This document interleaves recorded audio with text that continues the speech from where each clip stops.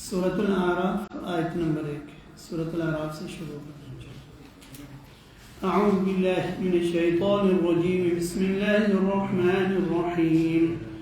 अलिफ लाम मीम साद। किताबुन उन्ज़िला इलैका फला यकुन फी सदरिका हरजुम मिन्हु लितुनज़िरा बिही व ज़िक्रा लिलमुमिनीन। इत्तबि'ू मा उन्ज़िला इलैकुम मिन रब्बिकुम व ला तत्तबि'ू मिन दूनिही औलियाअ क़लीलन मा तज़क्करून।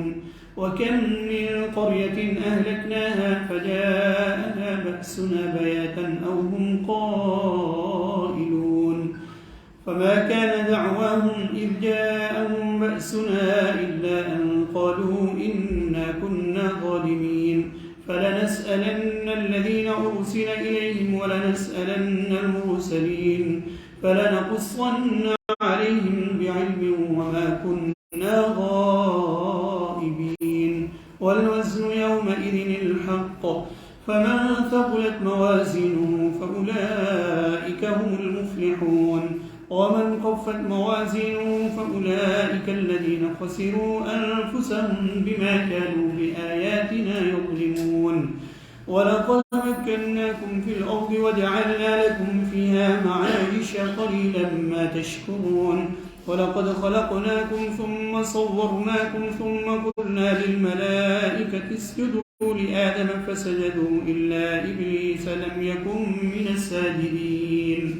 قال ما منعك ألا تسجد إذ أمرتك؟ قال أنا خير منه خلقتني من نار وخلقته من طين. قال فاهبط منها فما يكون لك أن تتكبر فيها فاخرج إنك من الصاغرين. قال أنظرني إلى يوم يبعثون. قال إنك من المنظرين. قال فبما أغويتني لأقعدن لهم صراطك المستقيم ثم لآتينهم من بين أيديهم ومن خلفهم وعن أيمانهم وعن شمائلهم ولا تجد أكثرهم شاكرين. قال اخرج منها مذءوما مدحورا لمن تبعك منهم لأملأن جهنم منكم أجمعين. ويا آدم اسكن أنت وزوجك الجنة فكلا من حيث شئتما ولا تقربا هذه الشجرة فتكونا من الظالمين. فوسوس لهما الشيطان ليبدي لهما ما وري عنهما من سوآتهما وقال ما نهاكما ربكما عن هذه الشجرة إلا أن تكونا ملكين أو تكونا من الخالدين. وقاسمهما إني لكما لمن الناصحين فدلاهما بغرور. فلما ذاقا الشجرة بدت لهما سوآتهما وطفقا يخصفان عليهما من ورق الجنة وناداهما ربهما ألم أنهكما عن تلكما الشجرة وأقل لكما إن الشيطان لكما عدو مبين. قالا ربنا ظلمنا أنفسنا وإن لم تغفر لنا وترحمنا لنكونن من الخاسرين. قال اهبطوا بعضكم لبعض عدو ولكم في الأرض مستقر ومتاع إلى حين. قال فيها تحيون وفيها تموتون ومنها تخرجون.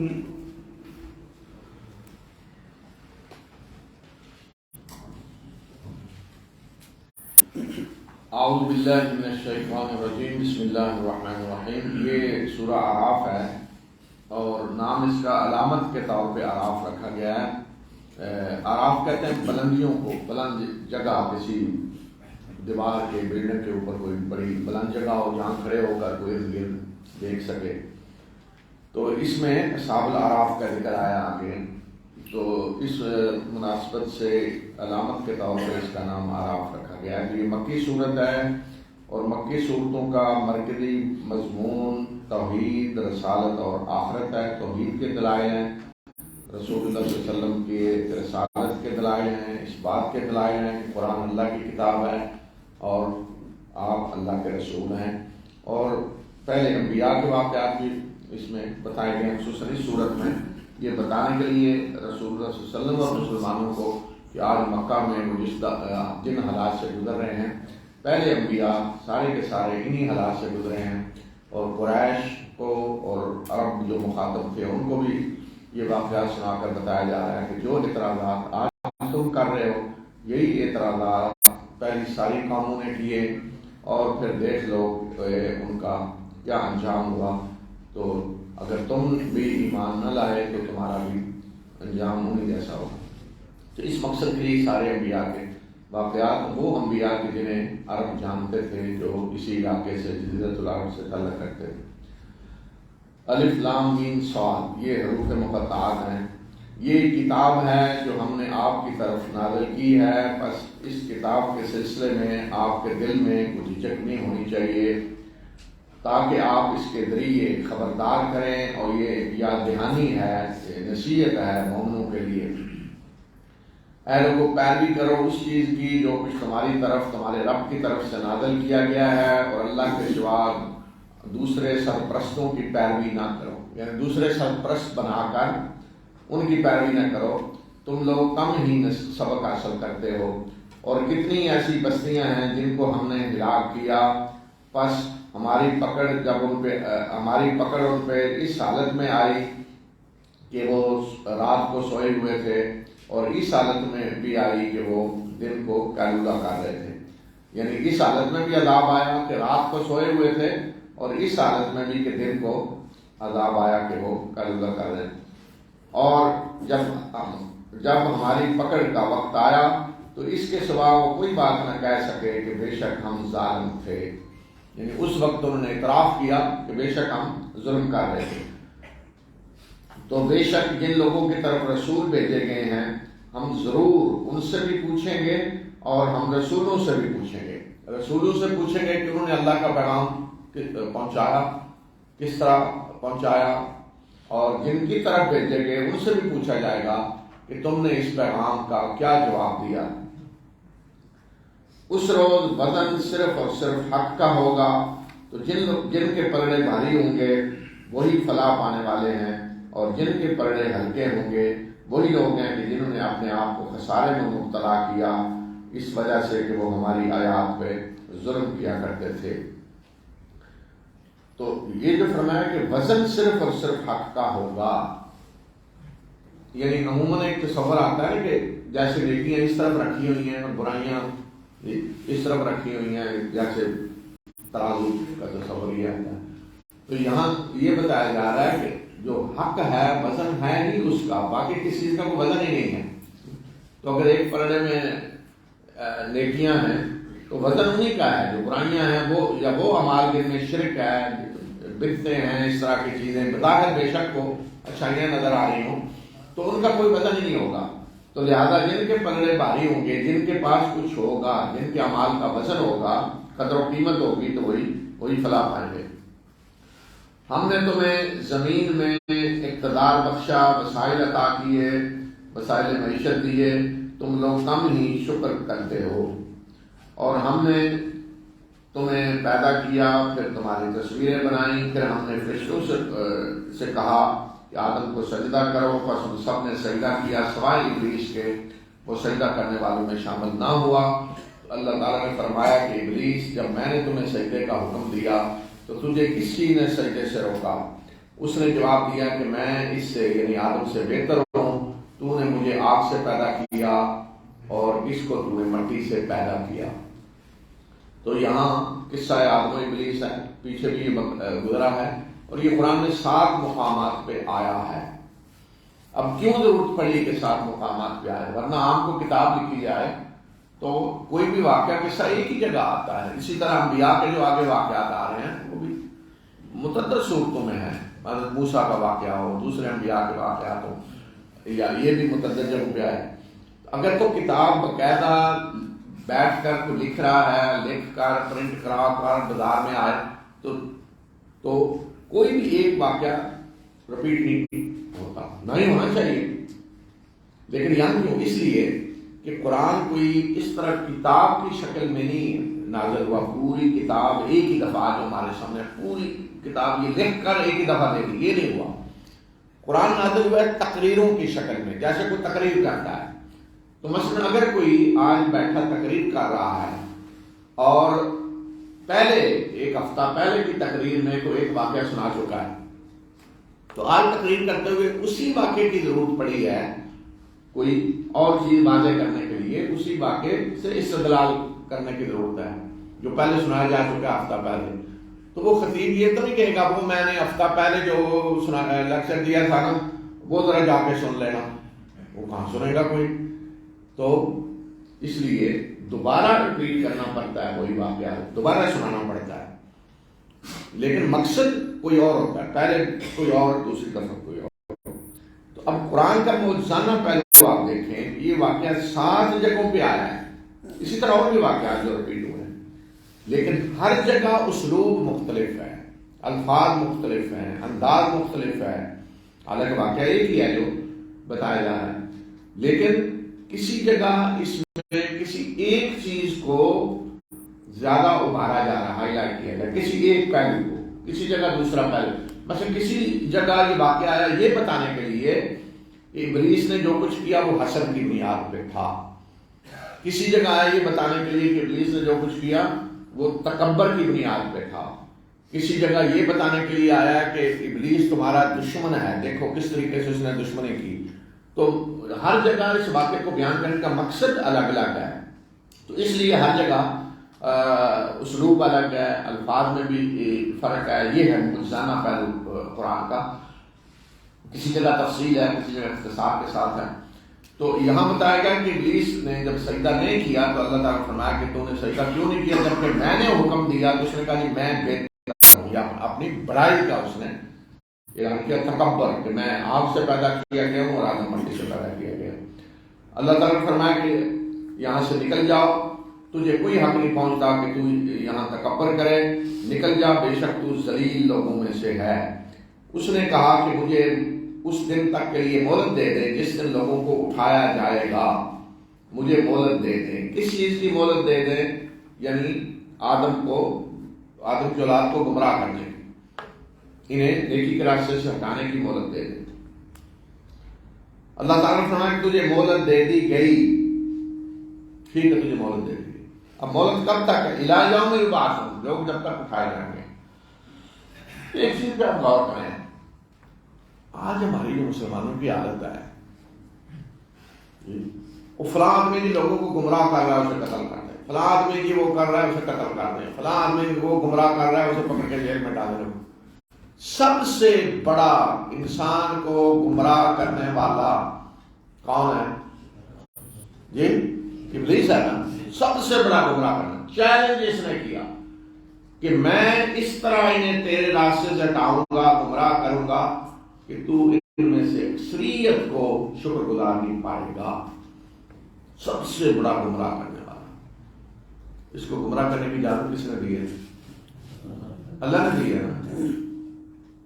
زبردستی تو نہیں کر رہا نا کہ اللہ نے اجازت نہیں دی تو میں تو کروں گا اور مجھے روک کے در دیکھو. اللہ نے خود فرمایا کر لو جو کچھ کرنا ہے، جاؤ تجھے مہلت جاؤ. بلکہ یہ تفصیل سے آگے آ رہا ہے کہ اپنے گھوڑے دوڑا لو، پیادے لے آؤ، ساری فوجیں لے آؤ، جو کرنا ہے کرو، پوری اجازت دے دی گئی.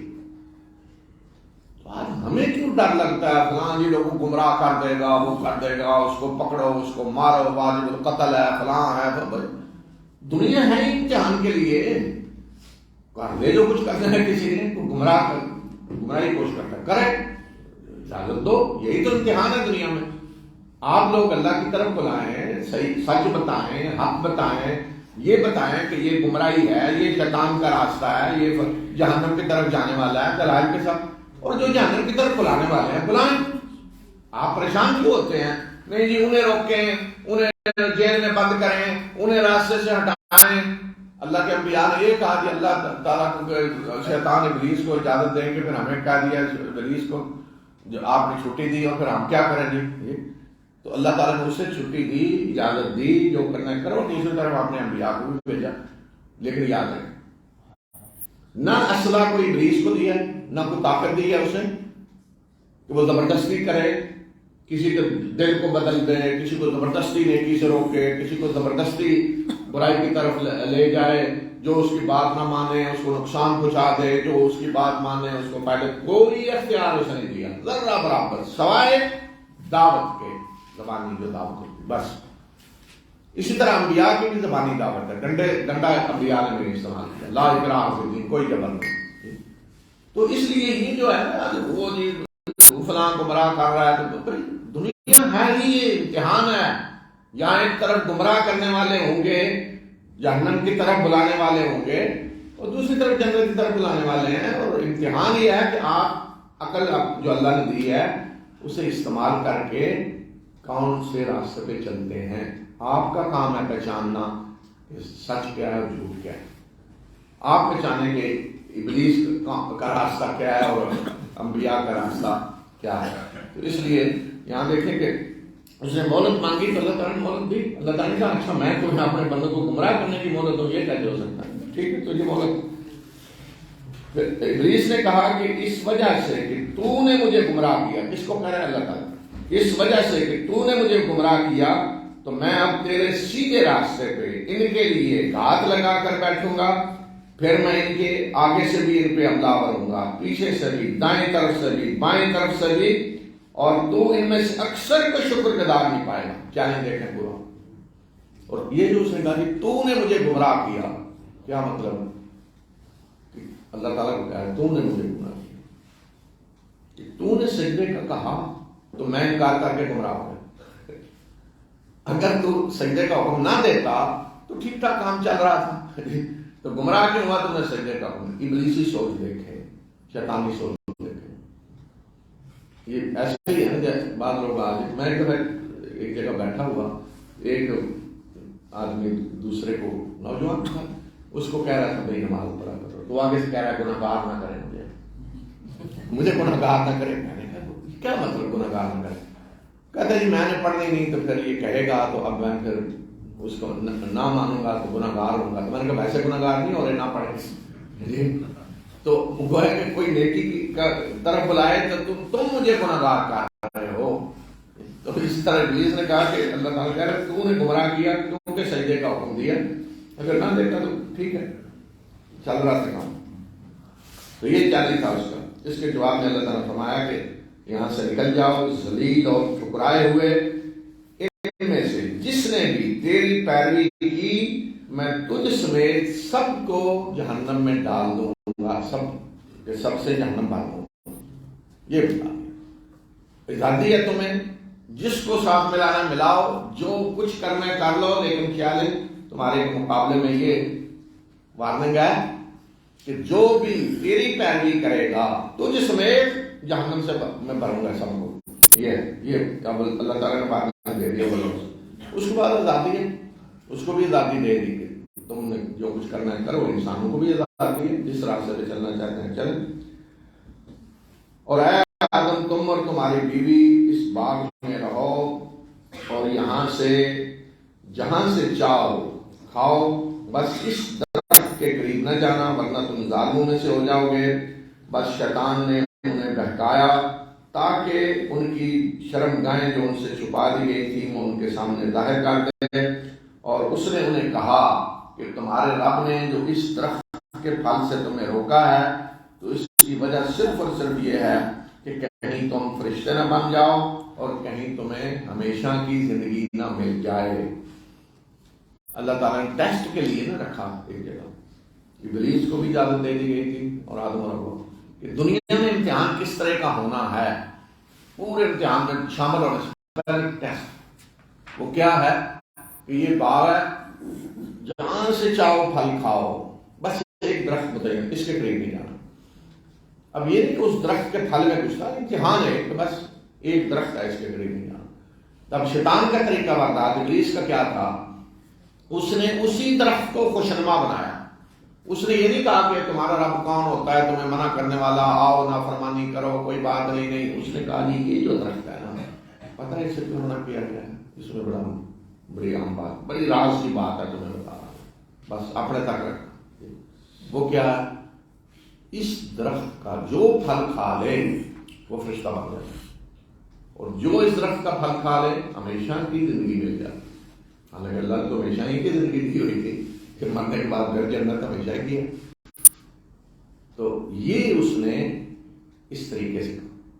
یہ درخت بڑا اہم ہے, بڑی اس کا پھل تو کیا بات ہے. تو اس طریقے سے اس نے خوش نما بنایا اس درخت کے پھل, تو نافرمانی کرا دی, درخت کا پھل کھا بیٹھا. اور اس نے قسمیں کھا کر انہیں یقین دلایا کہ بے شک میں تمہارے خیر خواہوں میں سے ہوں, کہ میں خیر خواہ ہوں, تمہارا دشمن نہیں. اللہ تعالیٰ بتا رہا ہے تمہارا ابلیس دشمن ہے, وعدہ دشمن, لیکن اس نے کہا قسمیں کھا کر یقین دلایا کہ میں تمہارا دشمن ہوں. اور وہ دھوکہ دے کر انہیں اپنے ڈھب پہ لے آیا. پھر جب انہوں نے اس درخت کا پھل چکھا تو ان کی شرمگاہیں ان کے سامنے کھل گئیں, اور وہ درختوں کے پتوں سے اپنے جسم کو ڈھانپنے لگے. تو اللہ تعالیٰ نے ان کے رب نے انہیں پکارا, کیا میں نے تمہیں اس درخت کے پھل سے منع نہیں کیا تھا, اور میں نے تمہیں کہا نہیں تھا کہ شیطان تمہارا وعدے دشمن ہے. تو اس سے ظاہر یہ ہوتا ہے کہ درخت کا پھل کھانے سے پہلے جو مرحلہ تھا کہ ان کے لباس کوئی وہ نہیں تھا, لباس کی ضرورت نہیں تھی, شرمگاہیں چھپی ہوئی تھی. اس طرح کا کوئی لباس تھا کہ ایک دوسرے کی شرمگاہیں نہیں دیکھ سکتے تھے آدم و حوا. لیکن یہ جب پھل کھائے تو شرمگاہیں کھل گئیں, یعنی فوراً احساس ہوا کہ وہ ننگے ہیں, اور فوراً وہ پتوں سے اپنے جسموں کو ڈھانپنے لگے. اس سے پتہ چلتا ہے کہ اول روز سے انسان کی یہ فطرت ہے کہ وہ اپنی شرمگاہ کو چھپاتا ہے. جو اس سے ایسے ہیں کہ جو سمجھتا ہے کہ یہ دوسروں کو نہیں دیکھنے چاہیے, وہ انہیں چھپاتا ہے. اول روز سے یہ انسان کی فطرت ہے. تو جب وہ شرمگاہیں کھلی تو فوراً اسلوب جو قرآن کا ہے کافی قائد جو ہے, فوراً جس چیز پہ ہاتھ کڑا پکڑ کے جیسے بات نہیں ہوتا ہے, جو چیز ہاتھ میں آئے بس جسم ڈانپ رہے سے, تو پتے ہی تھے, پتوں سے وہ ڈانپنے لگے. تو وہیں اللہ تعالیٰ نے پکارا, بولا آواز دی, کیا میں تمہیں منع نہیں کیا ہے درخت کے پھل سے. تو وہیں پھر ندامت اور شرمندگی ہوئی اور انہوں نے توبہ کی. اور یہ توبہ کے الفاظ ہیں, سورہ بقرہ میں نہیں ہے, یہاں بتایا کہ کن الفاظ میں توبہ کی. سورہ بقرہ میں ہے نا فَتَلَقَّىٰ آدَمُ مِن رَّبِّهِ کلمات, کہ آدم نے اپنے رب سے کچھ کلمات سیکھے اور توبہ کی. یہ کلمات یہاں بتا دیے. تو ان دونوں نے, آدم و حوا دونوں نے کہا کہ اے ہمارے پروردگار, ہم نے اپنے اوپر ظلم کیا ہے, اگر تو ہمیں نہیں بخشے گا اور ہم پر رحم نہیں کرے گا تو ہم خسارہ پانے والوں میں سے ہو جائیں گے. یہ الفاظ جو اللہ تعالیٰ نے سکھلائے توبہ کے لیے, جس میں اپنی غلطی کا اعتراف ہے, ہم نے اپنے اوپر ظلم کیا, یعنی تیری نافرمانی کر کے ظلم کیا. اب اگر تو نہیں بخشے گا, رحم نہیں کرے گا, تو کوئی راستہ نہیں ہے, کوئی دروازہ اور نہیں ہے, ہم تباہ ہو جائیں گے. تو یہ الفاظ اللہ تعالیٰ نے خود بتایا. اور اس کے بعد توبہ قبول کر لی اللہ نے. توبہ قبول کرنے کے بعد پھر انہیں کہا کہ اب اصل امتحان میں جاؤ. اللہ تعالیٰ نے فرمایا کہ نکل جاؤ, تم ایک دوسرے کے دشمن ہو. ابلیس تمہارا دشمن, تم ابلیس کا دشمن, اور تمہارے لیے اس زمین میں جائے قرار ہے, اور ایک وقت تک یہیں تمہیں ساز و سامان ملے گا, سارا متاع ہے, فائدہ اٹھاؤ گے یہاں کے وسائل سے ایک وقت تک. ایک وقت جو بتایا نہیں گیا, بس ایک وقت ہے, یعنی قیامت تک تم نے یہیں رہنا ہے اور یہاں جو وسائل ہم سے فائدہ اٹھانا ہے. تو اللہ تعالیٰ نے فرما دیا کہ اسی زمین میں تمہیں زندگی ملے گی, زندہ ہوگی, آگے نسل چلے گی تمہاری, اور اسی میں تمہیں موت آئے گی, اور اسی سے تمہیں نکالا جائے گا. یہیں زندہ ہوگے, نسل بڑھے گی, یہیں مرو گے تو یہیں دفن کیا جائے گا, موت آئے گی یہیں, اور پھر اسی جگہ سے, اسی زمین سے مرنے کے بعد تمہیں نکالا جائے گا. يا بني آدم قد أنزلنا عليكم لباسا يواري سوآتكم وريشا ولباس التقوى ذلك خير ذلك من آيات الله لعلهم يذكرون. يا بني آدم لا يفتننكم الشيطان كما أخرج أبويكم من الجنة ينزع عنهما لباسهما ليريهما سوآتهما إنه يراكم هو وقبيله من حيث لا ترونهم إنا جعلنا الشياطين أولياء للذين لا يؤمنون فعلوا فاحشة قالوا وجدنا عليها آباءنا والله أمرنا بها قل إن الله لا يأمر بالفحشاء أتقولون على الله ما لا تعلمون قل أمر ربي بالقسط وأقيموا وجوهكم عند كل مسجد وادعوه مخلصين له الدين كما بدأكم تعودون فريقا هدى وفريقا حق عليهم الضلالة إنهم اتخذوا الشياطين أولياء من دون الله ويحسبون أنهم مهتدون يا بني آدم خذوا زينتكم عند كل مسجد وكلوا واشربوا ولا تسرفوا إنه لا يحب المسرفين قل من حرم زينة الله التي أخرج لعباده والطيبات من الرزق قل هي للذين آمنوا في الحياة الدنيا خالصة يوم القيامة كذلك نفصل الآيات لقوم يعلمون قل إنما حرم ربي الفواحش ما ظهر منها وما بطن والإثم والبغي بغير الحق وأن تشركوا بالله ما لم ينزل به سلطانا وأن تقولوا على الله ما لا تعلمون ولكل أمة أجل فإذا جاء أجلهم لا يستأخرون ساعة ولا يستقدمون يا بني آدم إما يأتينكم رسل منكم يقصون عليكم آياتي فمن اتقى وأصلح فلا خوف عليهم ولا هم يحزنون والذين كذبوا بآياتنا واستكبروا عنها أولئك أصحاب النار هم فيها خالدون فمن أظلم ممن افترى على الله كذبا أو كذب بآياته أولئك ينالهم نصيبهم من الكتاب حتى إذا جاءتهم رسلنا يتوفونهم قالوا أين ما كنتم تدعون من دون الله قالوا ضلوا عنا وشهدوا على أنفسهم أنهم كانوا كافرين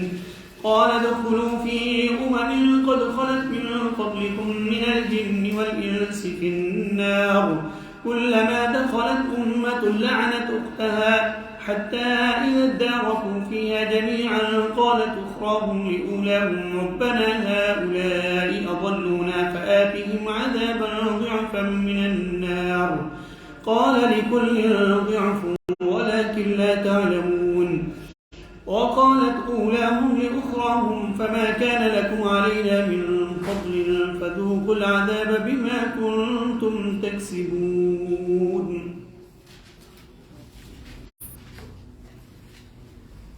अल्लाह ताला ने फरमाया ऐ बनी आदम हमने तुम्हारे ऊपर लिबास उतारा है जो तुम्हारी काबिल शर्म जगहों को छुपाता है और जिस्म की हिफाजत भी करता है और जीनत भी है और तकवा का लिबास ही बेहतर लिबास है और ये अल्लाह की निशानियों में से है ताकि तुम नसीहत हासिल करो। इंसान के लिए लिबास की जरूरत है। पीछे जिक्र हुआ कि जब शर्मगाहें उनके लिए खुली तो दरख्त के पत्तों से जिस्म ढांपने लगे, तो बताया कि हमने लिबास तुम्हारे ऊपर उतारा, यानी लिबास की तुम्हारी फितरत में हाजत रखी। लिबास की फितरतन इंसान लिबास पहनता है, लिबास की जरूरत महसूस करता है और ये मकसद क्या है लिबास का कि ताकि तुम्हारी शर्मगाहें जो हैं उनको छुपाए। और रीश कहा है वरीशा, रीश कहते हैं परिंदे के पर। अब देखें परिंदे का पर उसकी मौसमी हालात से हिफाजत भी करता है, सर्दी में गर्मी में, और खूबसूरती का जरिया भी होता है। अगर परिंदे के पर उतार दें तो देखें कितना बदसूरत नजर आएगा। तो इसलिए यहाँ इंसानी लिबास को भी कहा कि ये तुम्हारे लिए तो मकसद इसका ये है कि शर्मगाहों को छुपाए, और दूसरा मकसद लिबास का ये है कि मौसमी हालात के मुताबिक तुम्हारी जरूरियात पूरी करे, और तीसरा ये कि खूबसूरती का जरिया भी होना चाहिए। ये तीन मकसद है लिबास में, तीनों चीजें होनी चाहिए इसमें। और फरमाया कि तकवा का लिबास जो है वो बेहतर है। अगर इंसान ने लिबास पहना हुआ बड़ा, लेकिन अगर अल्लाह का डर नहीं है, तकवा नहीं है, तो फिर इंसान वो है कि नंगा होकर फिरेगा। फिर ऐ आदम की औलाद, शैतान तुम्हें फितने में न डाले जिस तरह के तुम्हारे माँ बाप को इसने जन्नत से निकलवाया اور ان کا لباس اتروا رہا تھا تاکہ ان کی شرمگاہیں ان کے سامنے کھل جائیں. بے شک وہ اور اس کا قبیلہ، اس کا خاندان تمہیں وہاں سے دیکھتے ہیں جہاں سے تم انہیں نہیں دیکھتے. بے شک ہم نے شیاطین کو سرپرست بنا دیا ہے ان لوگوں کا جو ایمان نہیں لاتے. اور ان کا حال یہ ہے کہ جب یہ کسی بے حیائی کا ارتکاب کرتے ہیں تو کہتے ہیں کہ ہم نے اپنے آباء و اجداد کو اسی پہ پایا ہے اور اللہ نے ہمیں اس کا حکم دیا ہے. انہیں کہہ دیں کہ بے شک اللہ بے حیائی کا حکم نہیں دیتا. کیا تم اللہ کی طرف نسبت کر کے وہ باتیں کہتے ہو جو تم جانتے نہیں ہو؟ کہہ دیجئے کہ میرے رب نے مجھے حکم دیا ہے عدل و انصاف کا اور اس بات کا کہ اپنے چہروں کو مسجد کے ہر عبادت کے وقت اپنے رخ سیدھے، ہر عبادت کے وقت اپنے رخ سیدھے رکھو اور اسی کو پکارو، دین کو اس کے لیے خالص کرتے ہوئے. جس طرح اس نے تمہاری ابتدا کی اسی طرح وہ تمہیں دوبارہ پیدا کرے گا. ایک گروہ کو اس نے ہدایت دے دی اور ایک گروہ پہ ضلالت چشماں ہو کر رہ گئی. یہ گروہ جس پہ ضلالت چشماں ہوئی، اس گروہ کے بارے میں بتایا کہ یہ وہ لوگ ہیں جنہوں نے شیاطین کو اللہ کو چھوڑ کر سرپرست بنایا اور وہ سمجھتے ہیں کہ وہ سیدھے راستے پہ ہیں. تو اولاد آدم کو مخاطب کیا کہ شیطان تمہیں اسی طرح فطرے میں نہ ڈالے جس طرح تمہارے ماں باپ آدم اور حوا کو اس نے فطرے میں ڈالا اور درخت کا پھل خوشنما بنایا ان کے لیے اور اللہ کی نافرمانی کروائی اور ان کا لباس اتر گیا، ایک شرمگاہیں ان کی کھل گئیں. تو اس طرح آپ تمہارے ساتھ نہ کریں. اور فرمایا کہ وہ اور اس کا قبیلہ تمہیں وہاں سے دیکھتے ہیں جہاں سے تم نہیں دیکھتے. یعنی شیطان جنوں میں سے ہے. خدا جن انسان کو دیکھ سکتا ہے، ہم نہیں دیکھ سکتے جنوں کو. لیکن یہاں جو فرمایا ہوا وا قبیل ہو، تو یہ مطلب نہیں کہ اس کی نسل ہے. اس کا مطلب اس جیسے لوگ جو جنوں میں سے اس جیسے ہیں، اس جیسے لوگ، اس قبیل. ہمارے اردو میں یہ اس کی قبیل کا ہے، اس قبیل کے لوگ یعنی جو اس جیسے ہیں. تو دیکھیں اللہ تعالیٰ کسی کو شیطان پیدا نہیں کرتا. یہ نہیں کہ شیطان کی ایک نسل آ رہی ہے، وہ جو ابلیس تھا آگے اس کی اولاد آ رہی ہے اور اس کے بچے نسل وہ سارے ابلیس ہی ہیں، وہ سارے شیاطین ہی ہیں. نہیں، ابلیس جنوں میں سے تھا اور جنوں میں مومن بھی ہیں، کافر بھی ہیں. تو اب باقی جو جن اس کے راستے پہ چل رہے ہیں وہ شیاطین ہیں. اسی طرح انسانوں میں بھی شیاطین ہیں جو ابلیس کے راستے پہ چل رہے ہیں. اللہ تعالیٰ کسی کو شیطان پیدا نہیں کرتا. یعنی اللہ اگر پیدا کرے شیطان اور پھر اللہ اسے جہنم میں ڈالے تو یہ عدل تو نہیں ہے نا. تو اللہ نے کسی کو شیطان نہیں پیدا کیا، نہ انسانوں میں نہ جنوں میں. اللہ نے جنوں کو بھی پیدا کر کے آزادی دی ہے عمل کی کہ وہ خود اس راستے پہ چلنا چاہتے ہیں چلیں، اور انسانوں کو بھی اسی طرح پیدا کر کے آزادی دی ہے. بس یہ ہے کہ جن ہمیں دیکھ سکتے ہیں، ہم انہیں دیکھ سکتے ہیں، وہ ہمارے بارے میں کوئی جان سکتا ہے لیکن وہ محدود ہے. اس طرح نہیں کہ انہیں کھلی چھٹی اللہ نے دے دی ہے کہ وہ جو کچھ چاہیں کرتے پھریں اور جس کے چاہیں گھر میں گھس جائیں اور اس طرح تو فساد پھیل جائے. تو ان کے لیے بھی حدود ہیں اللہ نے مقرر کر دی ہیں. اللہ کے فرشتے انسان کی حفاظت کر رہے ہیں اور جو مصیبت تکلیف اللہ کی طرف سے نہیں آنے والی اسے کوئی لا نہیں سکتا. اور یہ عرب جو کچھ کرتے تھے ان کے بارے میں بتایا کہ بے حیائی کا ارتکاب کرتے تھے، کہتے ہیں باپ دادا کو صرف پایا ہے، اللہ نے اس کا حکم دیا ہے. تو کہتے ہیں کہ اللہ بے حیائی کا حکم دیا. تو دیکھیں کوئی بھی چیز اگر کسی طرح کی دین کے نام پہ ہو رہی ہے اور بے حیائی ہے، اس کا دین سے تعلق نہیں ہو سکتا.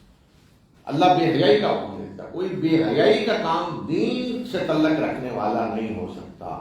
اب عربوں نے قریش عرب کیا کرتے تھے؟ اللہ کے گھر کا طواف ننگے ہو کے کر رہے تھے. اب اس کی وجہ کیا تھی؟ یہ بھی کہا جاتا ہے کہ لوگوں کا لباس نہیں ہوتا تھا تو ننگے طواف کرتے تھے. دوسری وجہ یہ بتائی جاتی ہے کہ جو مذہبی ٹھیکیدار تھے اس وقت انہوں نے کہا کہ اللہ کے گھر کا طواف حرام لباس سے نہیں ہو سکتا. تو اب لوگ کہتے ہیں ہمارا لباس تو حرام کا ہے، حلال ہمارے پاس نہیں ہے، تو پھر لباس اتار کے طواف کریں، ننگے کریں، بہتر ہے کہ حرام لباس سے کریں. تیسری یہ بھی بتائی جاتی وجہ کہ قریش نے ایک اپنے لیے بڑا تقدس سمجھا ہوا تھا کہ اللہ کے گھر کا طواف کرنے کے لیے کسی قریشی کا لباس لیں، اس سے لے کر کریں، اگر نہیں تو پھر ننگے کریں. تو عورتیں ننگا طواف کر رہی ہوتی تھیں اللہ کے گھر کا سب. تو اس کو مذہب سمجھ لیا گیا تھا کہ بڑی مقدس چیز ہے کہ جی اللہ کے گھر کا ننگے طواف کر رہے ہیں. آج بھی آپ دیکھ لیں ہمارے مسلمانوں کے اندر کوئی ننگا بیٹھا ہوا ہے، بزرگ نہیں، وہ ننگا بیٹھنے سے ہی بہت بڑا بزرگ بن جاتا ہے. وہ کہ ننگا ہونا استغفر اللہ بزرگی ہے. یہ حال ہے ہندوؤں کے اندر ننگے مذہب کے نام پہ سارا کچھ بے حیائی، ننگے لباس نہیں پہننا. دوسرے مذاہب میں بھی اس طرح مذہبی لوگ لباس کے بغیر کر رہے ہیں. یہ وہ ایک مذہب ہے. تو اس لیے فرمایا کہ اللہ بے حیائی کا حکم نہیں دیتا، تم اس طرح کی چیزیں اللہ کی طرف منسوخ نہ کرو. فرمایا اللہ بے حیائی نہیں، اللہ نے جس چیز کا حکم دیا ہے وہ تو کیا ہے، انصاف. اور عبادت کے وقت اپنے رخ سیدھے کرو اور عبادت اس طرح کرو کہ دین کو اللہ کے لیے خالص کرتے ہوئے. اب اس کے بعد آگے پھر یہ بتایا کہ عبادت کے وقت زینت اختیار کرنا یا زینت کے بارے میں جو نقطہ نظر مذہبی بنا لیا گیا وہ کتنا غلط ہے. اے آدم کی اولاد، ہر عبادت کے وقت زیب و زینت اختیار کرو. حضور زینتکم عند کل مسجد، مسجد ہمارا جہاں عبادت کی جگہ، ہر عبادت کے وقت زینت اختیار کرو، بہترین لباس پہنو عبادت کے وقت، اور کھاؤ اور پیو اور حد سے تجاوز نہ کرو، بے شک اللہ حد سے تجاوز کرنے والوں کو پسند نہیں کرتا. زیب و زینت اختیار کرو، اچھا لباس، اچھا کھاؤ پیو، صرف حد سے تجاوز نہ کرو، فضول خرچی نہ کرو. تو یہ بھی سمجھ لیا جاتا ہے دین کہ جی دنیا سے بھاگیں، اچھا لباس نہ پہنیں، اچھا کھانا نہ کھائیں. پھر آگے اسی کے بارے میں بتایا کہ ایسی چیزوں کا دین سے کوئی تعلق نہیں ہے.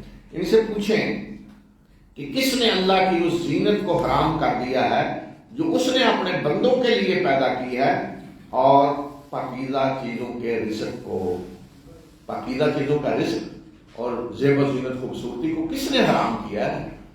کہہ دیجئے کہ یہ یعنی زینت اور پاکیزہ چیزوں کا رزق، کہہ دیجئے کہ یہ ایمان لانے والوں کے لیے ہیں دنیا کی زندگی میں بھی، اور قیامت کے دن تو صرف اور صرف انہیں کے لیے ہوں گی، خالصتاً، کسی اور کو کوئی حصہ نہیں ملے گا اس میں.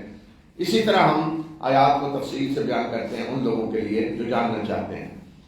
تو چونکہ مذہبی تصور ہے نا کہ زیب و زینت غلط ہے، اس نے کہا کس نے حرام کیا وہ زینت جو اللہ نے اپنے بندوں کو، ہر قسم کی خوبصورتی، اچھا لباس، اچھی سواری، اچھا کھانا، گھر اچھا، بیٹھنے کی جگہ اچھی، دنیا خوبصورت مناظر. یہ دنیا کس کے لیے اللہ نے بنائی ہے؟ اس میں ساری خوبصورتی جو اللہ نے رکھی ہے، خوبصورت وادیاں، پہاڑ، آبشار ہیں، یہ سارا کچھ کیا ہے؟ خوبصورتی کس کے لیے؟ بندوں کے لیے ہے. تمہیں کس نے حرام کی ہیں یہ چیزیں؟ بتاؤ کون ہے حرام کرنے والا؟ کیا اللہ نے کی ہیں؟ اللہ کے کسی نبی نے کی ہیں؟ کون ہے حرام کرنے والا؟ اور پھر بتا دیا کہ یہ ساری چیزیں، خوبصورتی ہر قسم کی، پاکیزہ چیزیں ساری اللہ نے دنیا کی زندگی میں بھی ایمان والوں کے لیے رکھی ہیں. ایمان والے حقدار ہیں اس کے، اللہ کے نیک بندے حقدار ہیں، کیونکہ وہ ہیں اللہ کے حقیقی بندے، وہ حقدار ہیں ان کے. فرق صرف یہ ہے کہ دنیا کی زندگی میں دوسرے کو بھی اس میں شامل کیا ہوا، دوسرے بھی ان سے فائدہ اٹھا سکتے ہیں. لیکن قیامت کے دن تو یہ ساری چیزیں صرف مومنوں کے لیے ہوں گی آخرت میں، کسی اور کو کوئی حصہ نہیں ملے. آگے آ رہا ہے اسی صورت میں آگے آ رہا ہے کہ یہ چیزیں قیامت کے دن حرام، پانی بھی نہیں کسی کو ملے گا کافر. تو یہ بتایا کہ کس نے حرام کی. یہ رہبانیت عیسائیوں نے جو ایجاد کی، تو یہ رہبانیت مسلمانوں نے بھی آ گئی. اسی رہبانیت نے مسلمانوں کا بیڑا غرق کیا. اب مذہبی تصور کیا آ گیا ہے کہ نیک آدمی کون ہے آج مسلمان، تقویٰ والا پرہیزگار آدمی کون ہے؟ پہلے نمبر پہ دنیا کی کسی چیز کی کوئی خبر ہی نہیں ہونی چاہیے، نیم پاگل سا کو بیٹھا ہو، کوئی دنیا کا پتہ نہیں، کچھ نہیں. پھر یہ ہے کہ اگر ننگا بیٹھا ہو تو زیادہ افضل ہے جی، کوئی تھوڑا بہت لباس ہو، گندا بیٹھا ہو تو سب سے زیادہ افضل ہے جی. اور کھانا بھی معاشرت تولوں میں بس ٹھیک ہے، اس سے زیادہ نہیں ہونا چاہیے. سواری بھی کوئی نہیں، مثلا اگر کوئی آدمی لینڈ کروزر پہ بیٹھا ہوا، انتہائی متقی آدمی، اللہ سے ڈرنے والا، بہترین مومن، تو لینڈ کروزر پہ بیٹھنا ہی اس کے 80-90 نمبر تو کٹ جائیں گے 100 میں سے ویسے جی. اگر کوٹھی زیادہ اچھی ہے تو وہ 100 نمبر ہی کٹ جائیں گے ممکن جی. تو جھونپڑی میں بیٹھا ہو تو 100 نمبر ویسے وہ پورے مل جائیں گے جی. تو تو یہ ہے ہمارے یہاں نیکی کا تصور، یہ ہے۔ اب اللہ کے رسول صلی اللہ علیہ وسلم کی زندگی دیکھیں، آپ نے کسی چیز کو، کسی پاکیزہ چیز کو، کسی خوبصورت ترین چیز کو اس لیے چھوڑا کہ یہ دینداری کے خلاف ہے؟ سب سے بہترین سواری آپ نے اختیار کی، سب سے بہترین اونٹ رکھا سواری کے لیے، بہترین اونٹ خچر دیا مصر کے حکمران نے، آپ نے اس پہ سواری، بہترین سواری رکھی، بہترین لباس پہنا، آپ کو تحفے میں لباس جو بادشاہوں نے بھیجے، بہترین اس دور کا لباس آپ نے پہنا، آپ جمعے کے دن پہن کے عید پہ خاص طور پر بہترین کھانے کھائے، کبھی کھانا آیا سامنے بہترین گوشت بنا ہوا، آپ نے کھایا، نہیں ملا تو ٹھیک ہے، تو کبھی یہ کہہ کر نہیں آپ نے کوئی چیز چھوڑی یہ جو اللہ کھانا کھانا ہمیں نہیں ضرورت نہیں، کسی چیز کو آپ نے، کسی صحابی کو دیکھ لیں، کوئی ایک صحابی بھی ایسا نہیں ملتا کہ ایمان لانے کے بعد انہیں دنیا چھوڑ دیا، سب سے زیادہ دنیا جاننے والے، دنیا کا نظام چلانے والے صحابہ، اور یہاں تو حال یہ ہے کہ کسی نیک لوگ جو ہمارے یہاں گزرے ہیں، ہمارے امت سلف صالحین میں، ان کو بھی زیادہ متقی ثابت کرنے کے لیے عجیب و غریب چیزیں ان کی طرف نسبت کی جائیں گی۔ کل پرسوں میں سن رہا تھا کوئی امام حنیفہ کے بارے میں رحمۃ اللہ علیہ کے بارے میں کہہ رہا تھا کہ وہ حج پہ گئے اور انہوں نے اجازت لی کعبے میں اندر داخل ہونے کی، تو اندر داخل ہونے کی اجازت ملی تو انہوں نے ایک ٹانگ پہ کھڑے ہو کے قرآن پڑھنا شروع کر دیا۔ پہلے تو ایک ٹانگ پہ آدمی کھڑا ہی نہیں ہو سکتا، ہو سکتا ہے کھڑا نہیں ہو سکتا، جی ضرورت کیا تھی ایک ٹانگ پہ کھڑا ہونے کی؟ کیا اللہ کے رسول صلی اللہ علیہ وسلم تہجد پڑھتے تھے ایک ٹانگ پہ کھڑے پڑھتے؟ کسی صحابی نے ایک ٹانگ پہ کھڑے ہو کے نماز پڑھی؟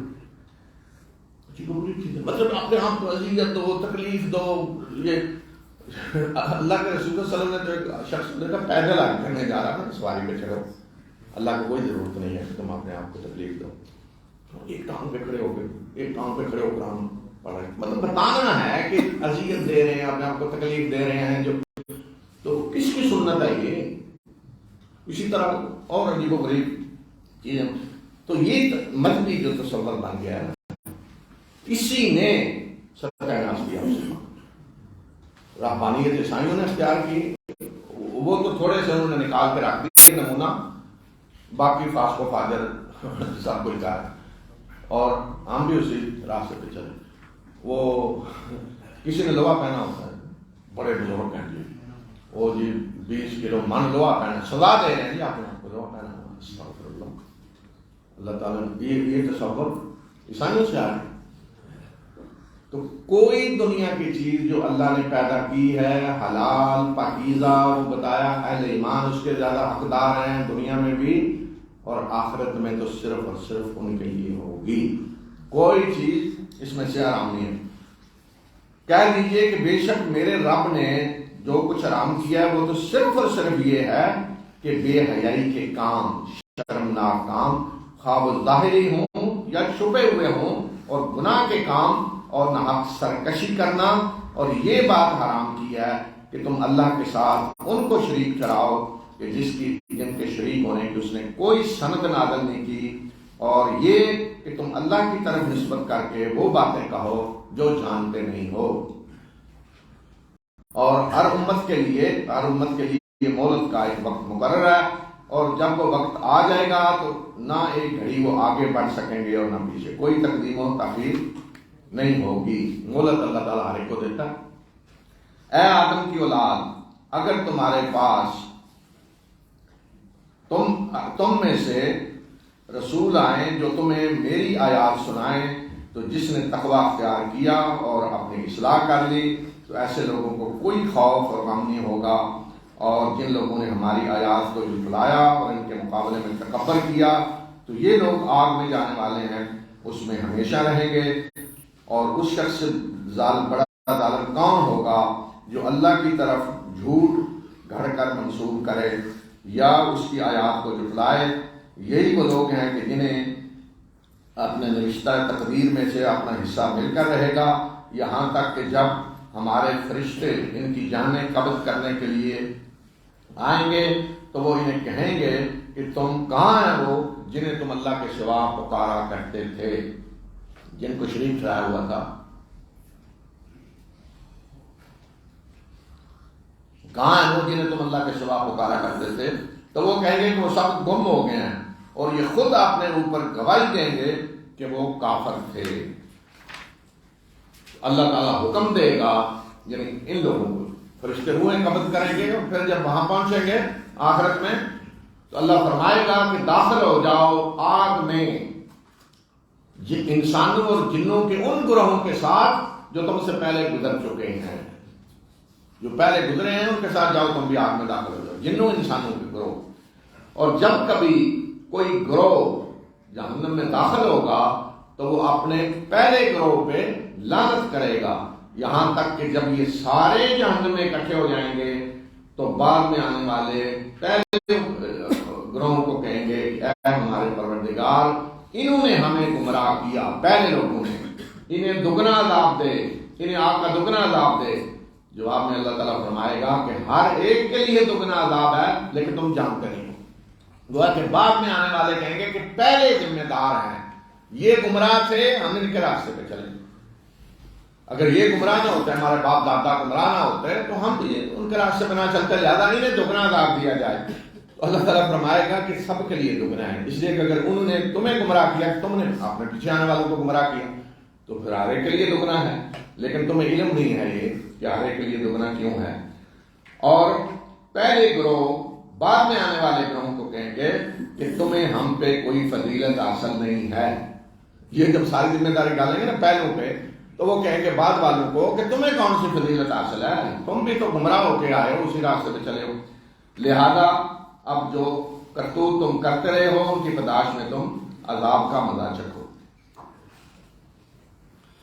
इन्नल्लज़ीन कज़्ज़बू बिआयातिना वस्तकबरू अन्हा ला तुफ़त्तहु लहुम अबवाबुस समाई वला यदखुलूनल जन्नता हत्ता यलिजल जमलु फ़ी सम्मिल ख़ियात वकज़ालिक नजज़िल मुजरिमीन लहुम मिन जहन्नम मिहादun व मिन फ़ौक़िहिम ग़वाश वकज़ालिक नजज़िल ज़ालिमीन والذين آمنوا وعملوا الصالحات لا نكلف نفسا إلا وسعها أولئك أصحاب الجنة هم فيها خالدون ونزعنا ما في صدورهم من غل تجري من تحتهم الأنهار وقالوا الحمد لله الذي هدانا لهذا وما كنا لنهتدي لولا أن هدانا الله لقد جاءت رسل ربنا بالحق ونودوا أن تلكم الجنة أورثتموها بما كنتم تعملون ونادى أصحاب الجنة أصحاب النار أن قد وجدنا ما وعدنا ربنا حقا فهل وجدتم ما وعد ربكم حقا قالوا نعم فأذن مؤذن بينهم اللعنة الله على الظالمين الذين يصدون عن سبيل الله ويبغونها عوجا وهم بالآخرة كافرون وبينهما حجاب وعلى الأعراف رجال يعرفون كلا بسيماهم ونادوا أصحاب الجنة أن سلام عليكم لم يدخلوها وهم يطمعون وإذا صرفت أبصارهم تلقاء أصحاب النار قالوا ربنا لا تجعلنا مع القوم الظالمين ونادى أصحاب الأعراف رجالا يعرفونهم بسيماهم قالوا ما أغنى عنكم جمعكم وما كنتم تستكبرون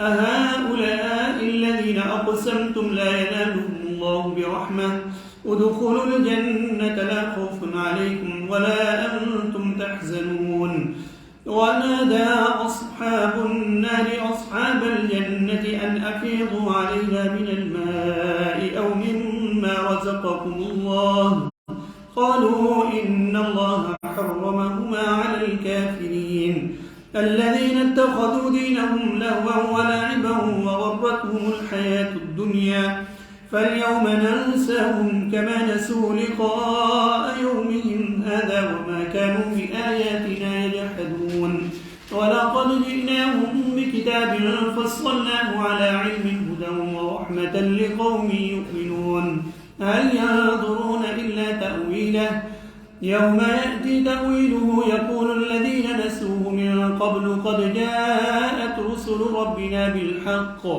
فهل لنا من شفعاء فيشفعوا لنا أو نرد فنعمل غير الذي كنا نعمل قد خسروا أنفسهم وضل عنهم ما كانوا يفترون.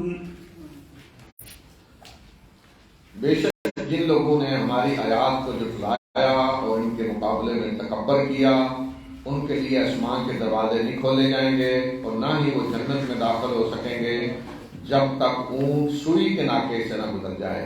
اسی طرح ہم مجرموں کو سزا دیتے ہیں. یعنی جنت میں داخل ہونا ان کا اسی طرح محال ہے کہ جس طرح اونٹ کا سوئی کے ناکے سے گزرنا. ان کے لیے جہنم ہی بچھونا ہوگی اور وہی اوڑھنا. اسی طرح ہم ظالموں کو سزا دیتے ہیں. اور جو لوگ ایمان لائے اور جنہوں نے نیک اعمال کیے تو ہم کسی پر اس کی طاقت سے زیادہ ذمہ داری نہیں ڈالتے. یہ دیکھیں جگہ جگہ اللہ تعالیٰ بتا رہے کہ لا نکلف نفسا الا وسعہا. جتنی کسی کی طاقت ہے اس سے زیادہ اللہ اس پہ ذمہ داری نہیں ڈالتا. اللہ جانتا ہے کسی کی طاقت کتنی ہے, استطاعت کتنی ہے. تو یہ مطمئن ہونا چاہیے بندے کو. جہاں معاملہ اس کی استطاعت سے باہر تو وہاں اس کا رب بخشنے والا ہے, جاننے والا ہے, اور وہ جانتا ہے کسی کی استطاعت کیا ہے. یہ وہ لوگ, یہ جنت میں جانے والے لوگ ہیں, اس میں ہمیشہ رہیں گے. اور ان کے دلوں میں جو ایک دوسرے کے خلاف قدورتے ہیں وہ ہم نکال دیں گے. ان کے نیچے نہریں بہ رہی ہوں گی اور یہ دعا کریں گے, پکاریں گے کہ شکر ہے اس اللہ کا جس نے ہمیں اس راستے کی طرف ہدایت دی, اس راستے کی طرف ہماری رہنمائی کی, اور ہم اس راستے کی طرف رہنمائی حاصل نہیں کر سکتے تھے اگر اللہ ہماری رہنمائی نہ کرتا.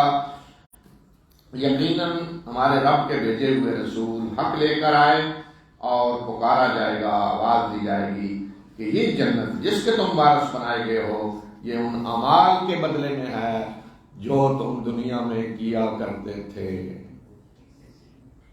فرمایا مومن جنت میں جب جائیں گے تو ان کے دلوں میں جو قدورتیں ہیں وہ ہم نکال دیں گے. وَنَزَعْنَا مَا کھینچ کے نکال دیں.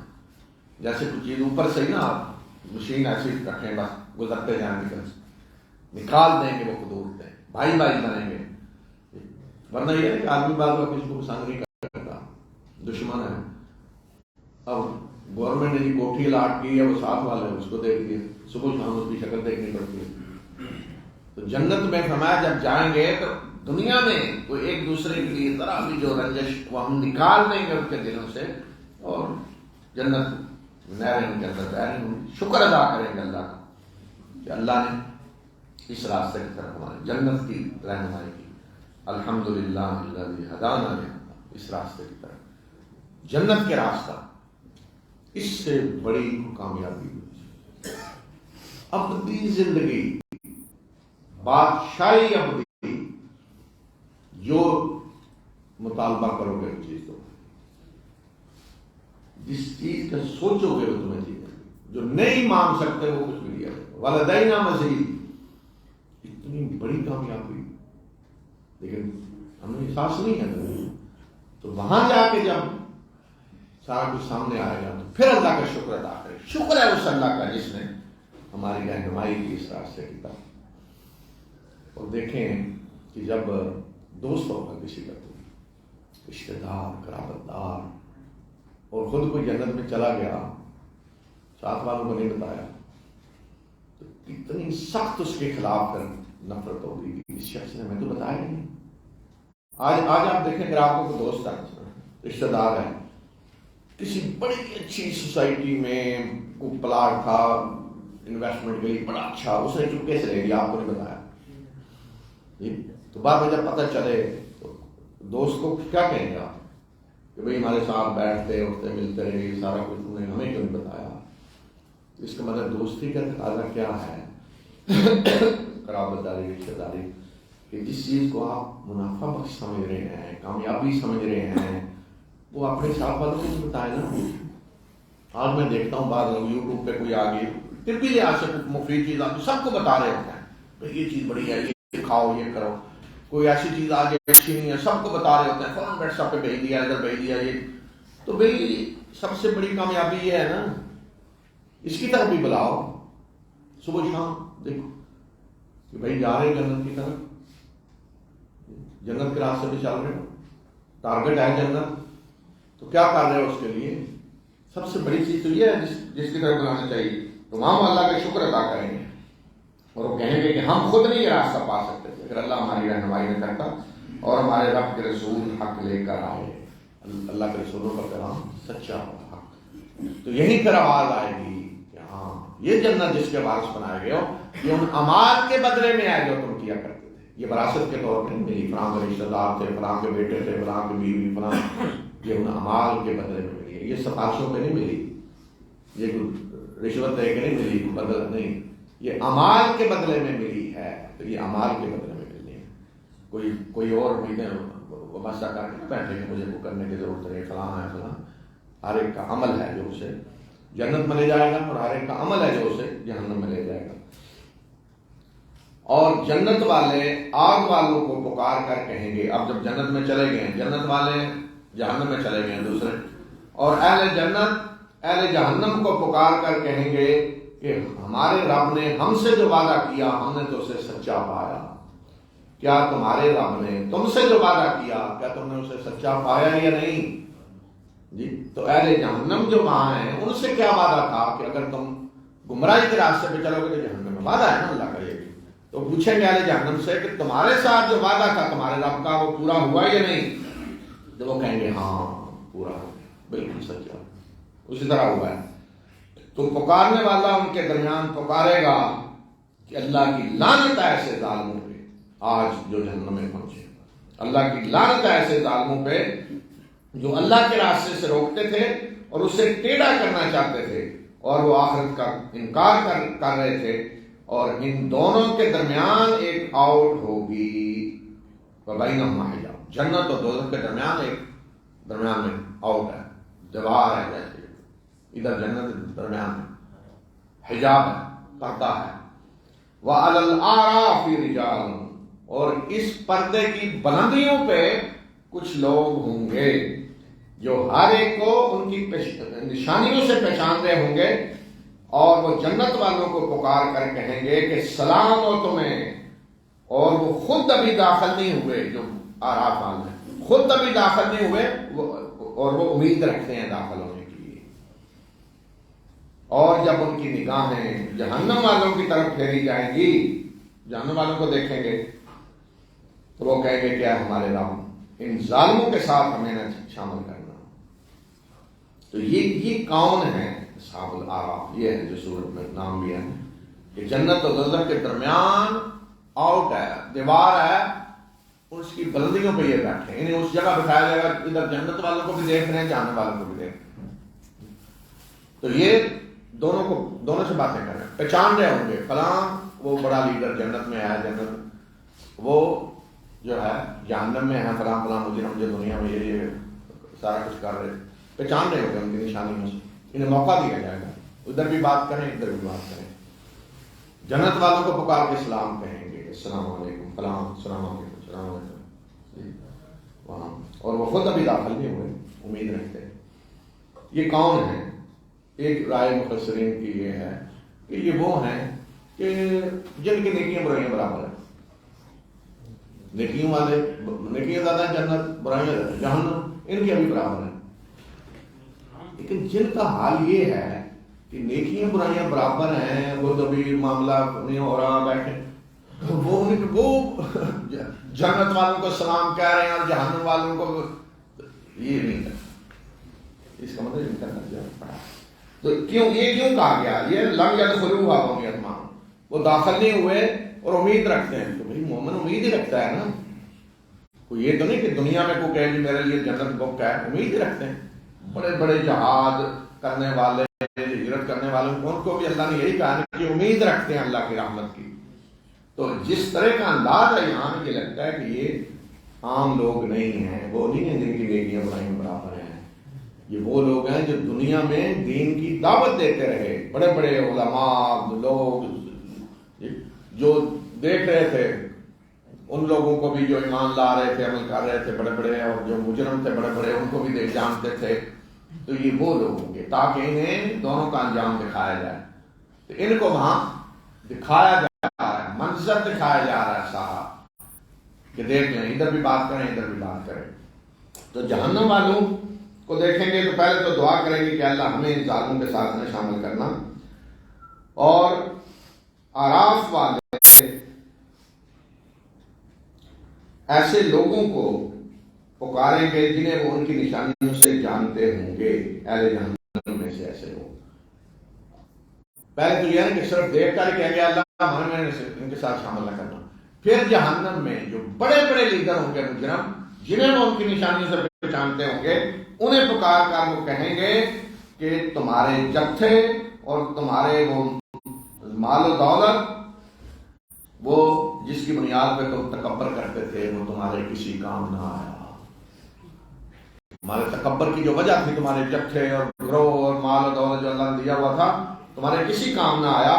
اور ساتھ ہی انہیں کہیں گے کہ یہ وہ لوگ جو آج جنت میں ہیں، یہ وہ لوگ کہ تم قسمیں کھا کر کہتے تھے کہ اللہ اپنی رحمت میں انہیں کوئی حصہ نہیں دے گا، آج انہیں کہہ دیا گیا ہے کہ داخل ہو جاؤ جنت میں، نہ تمہیں کوئی خوف ہوگا اور نہ تمہیں کوئی غم ہوگا. انہیں کہیں گے کہ یہ غریب لوگ، یہ مسکین جنہیں تم مارا کرتے تھے، عزیزیں دیتے تھے، اور ساتھ یہ کہتے جی یہ اللہ کی رحمت کے مستحق ہوں گے، یہ تو گمراہ ہیں، کیا کیا الزام جیسے مکہ والے کر رہے. تو آج دیکھ لو، آج وہ جنت میں داخل ہو گئے ہیں، حکم ہو گیا وہ جنت میں ہیں، اور تم دیکھ لو کہ جہنم میں پڑے ہو. اہل جہنم میں جو لیڈر ہو گئے بڑے بڑے، ان سے وہ بات کریں گے. اگلا منظر پھر دکھایا، جہنم والے جنت والوں سے درخواست کریں، اور جہنم والے جنت والوں کو پکار کر کہیں گے کہ جو پانی اور جو رزق اللہ نے تمہیں دیا وہ کچھ ہماری طرف بھی بہا دو. وہ پانی ادھر بھی آنے دو، کچھ ہماری طرف پھینک دو، بچا کچا کوئی ٹکڑے کھانے کے کوئی ادھر ہمیں پھینک، ہماری طرف پھینک دو. جواب میں اہل جنت کہیں گے کہ یہ دونوں چیزیں اللہ نے کافروں پہ حرام کر دی ہیں، کھانا بھی پینا. کوئی کھانے والی چیز جو کھانے کے قابل ہے وہ نہیں ملے گی، کوئی پینے کی جسے کوئی کہا جائے پینے والی چیزیں نہیں ملے گی. پینے کے لیے کھولتا ہوا پانی اور کھانے کے لیے کانٹے اور کیا کیا، کوئی کھانے پینے کی چیز نہیں. اہل جنت کہیں گے کہ دونوں چیزیں اللہ نے کافروں پہ حرام کر دی ہیں.